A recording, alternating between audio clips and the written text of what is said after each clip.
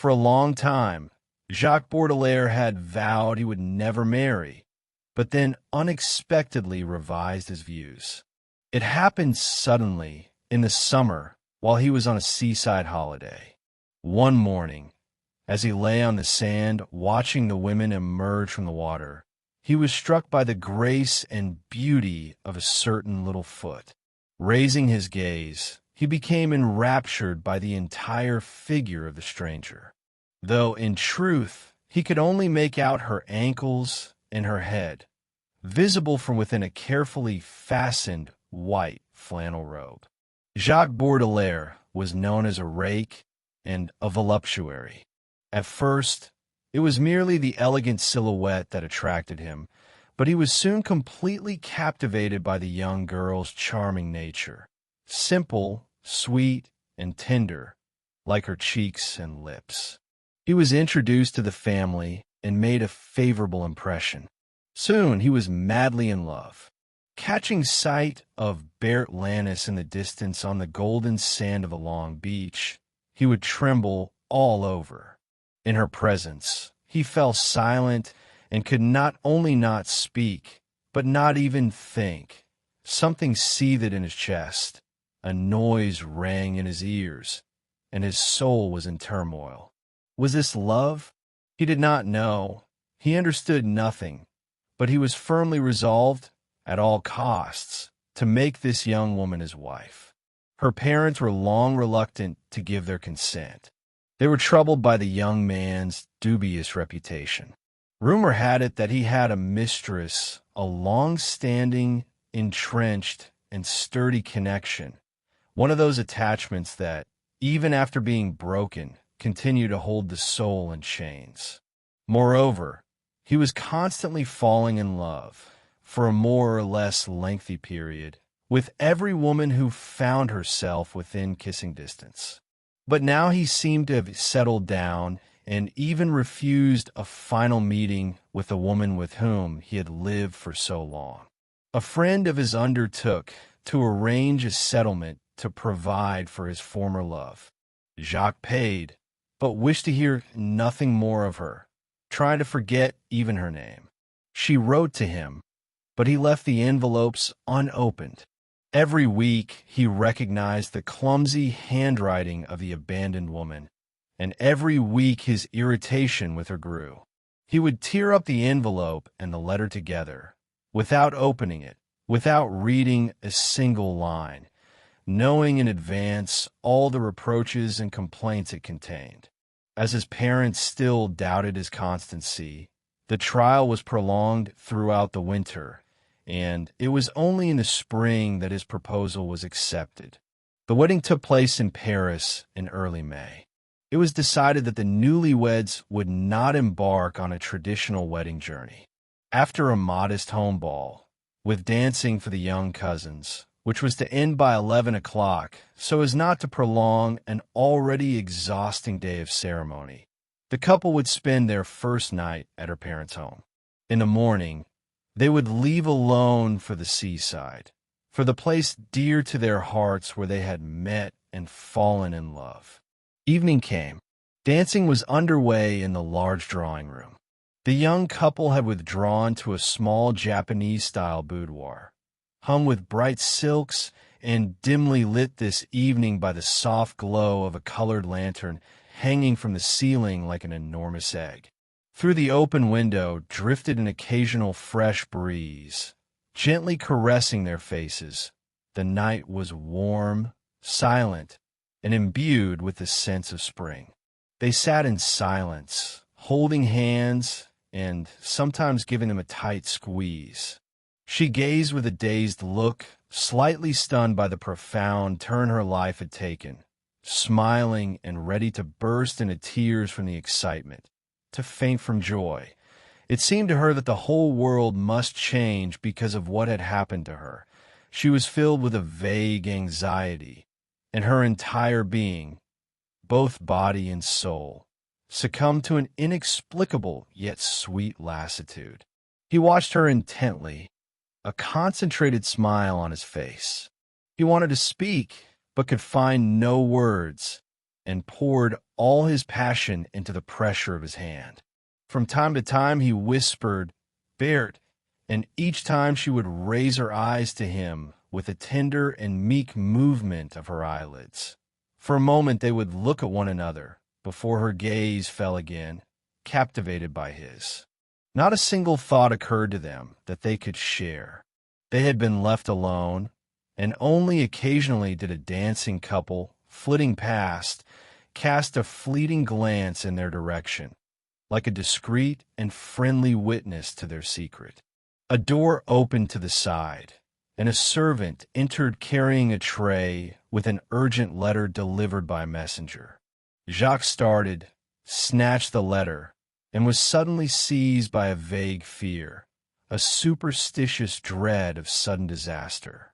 For a long time he examined the unfamiliar handwriting on the envelope, not daring to open it, possessed by a wild desire not to read the message, not to know its contents, to stuff it in his pocket and tell himself, "Until tomorrow. Tomorrow I will be far away, and none of it will matter to me." But in the corner of the envelope, two words were clearly written, extremely urgent. They frightened him and yet drew him in. "You will permit me, my dear?" he asked, and, opening the envelope, he began to read. He read the letter, turning terribly pale, scanned it through, and then began to read it again slowly, as if syllable by syllable. When he lifted his head, his face was distorted. "My dearest," he stammered, "my friend, my dearest friend has suffered a terrible, irreparable misfortune. He needs me this instant. It's a matter of life and death. Allow me to be absent for 20 minutes. I will return at once." She did not yet feel herself to be his wife and dared not question him or demand an explanation. Trembling with fright, she merely whispered, "Go, my friend," and he vanished. She was left alone, sitting in silence and listening to the sounds of dancing from the adjoining room. He snatched the first hat he could find, someone's overcoat, and rushed headlong down the stairs. Before stepping out into the street, he paused under the gas lamp in the entranceway and reread the letter. This is what it said.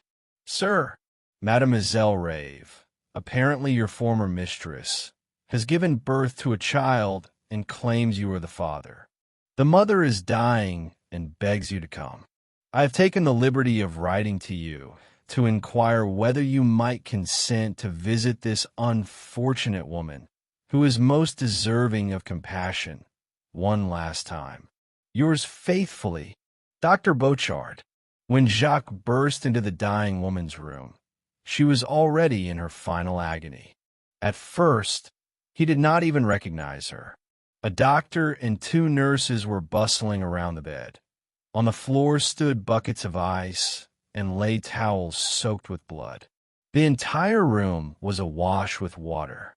Two candles burned on a table. Behind the bed, in a wicker cradle, an infant was crying, and with each of its whimpers the mother made a painful attempt to rise, shuddering beneath the ice compresses. She was bleeding out, mortally wounded by the childbirth. Life was leaving her, and despite the ice, despite all efforts, the relentless hemorrhage continued, hastening her final moment. She recognized Jacques, tried to lift her hands, but they were too weak. Tears rolled down her deathly pale cheeks.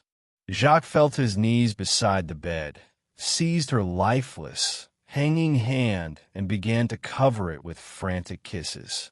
Then he pressed close to her emaciated face, which trembled at his touch. One of the nurses, holding a candle, illuminated them, while the doctor had withdrawn to the far side of the room and was observing. Her voice, already distant and broken, whispered, "I am dying, my dear. Swear you will not leave me until the end. Oh, do not go. Do not abandon me in my final hour." Weeping, he kissed her forehead, her hair, and mumbled, "Be at peace, I will stay." She was silent for several minutes, gathering her strength. So feeble and agitated was she. "The child is yours," she continued. "I swear to you by God, by my soul, I swear to you upon my death. I have loved no one but you. Promise me you will not forsake him." He was clutching this poor, wasted, bloodless body. Lost in grief, tormented by remorse, he babbled, "I swear I will raise him and love him. I will never abandon him." Then she tried to kiss Jacques, but, unable to lift her heavy head, she could only offer her pale lips to him in a silent plea. He leaned down to receive this pitiful, final caress. Somewhat calmed, she whispered barely audibly, "Bring the infant. I want to see you love him." And he went to fetch the child. He laid the infant on the bed between himself and the dying woman, and the tiny creature fell silent at once. She whispered, "Don't move."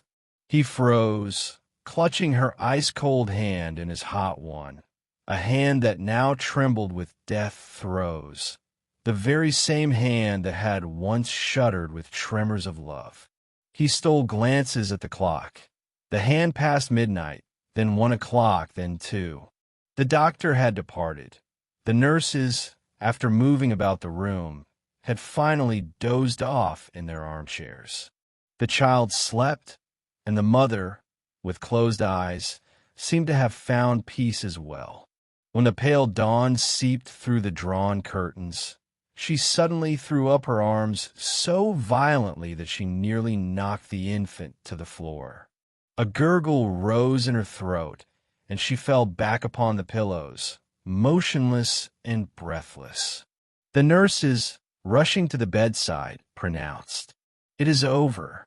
Jacques took a last look at the woman he had once loved, then at the clock showing 4 in the morning, and ran out, leaving his overcoat behind, in just his tailcoat, with the child in his arms. After her husband's departure, his young wife had at first waited calmly in the Japanese boudoir, but when he did not return, she went out to the drawing room, outwardly serene, yet inwardly tormented by anxiety. Her mother, noticing she was alone, asked, "Where is your husband?" "In his room. He will come presently," she replied. After an hour, when everyone began questioning her, she confessed that Jacques had received a letter, after which he had left with a distorted expression, and she feared ill tidings. They waited longer. The guests departed. Only the closest relatives remained. At midnight, the sobbing bride was put to bed. Her mother and 2 aunts sat by her bedside, listening to her muffled weeping and sharing a helpless silence. Her father went to the police commissioner to make inquiries. Around 5 in the morning, cautious steps were heard in the corridor. A door opened and quietly closed. Then, through the hushed house, rang out an infant's cry, like the mewl of a kitten. All the women started up at once. Berthe, outpacing her mother and aunts, was the first to run out in her nightgown. Jacques, deathly pale and breathless, stood in the middle of the room with a child in his arms. The 4 women stared at him in horror. Berthe, suddenly finding courage, approached him, her heart clenched with anguish. "What has happened? Speak." He looked like a madman. "What has happened is this," he began, gasping for breath. "This is my child, and his mother has just died." He gestured toward the wailing infant he held so awkwardly. Without a word, Berthe took the child, kissed it, and pressed it to her breast. Then, raising her tear-filled eyes to her husband, she asked quietly, "The mother is dead?" He nodded. "Yes, in my arms. We parted last summer. I knew nothing. The doctor sent for me." "Well, then we will raise this little one," whispered Berthe.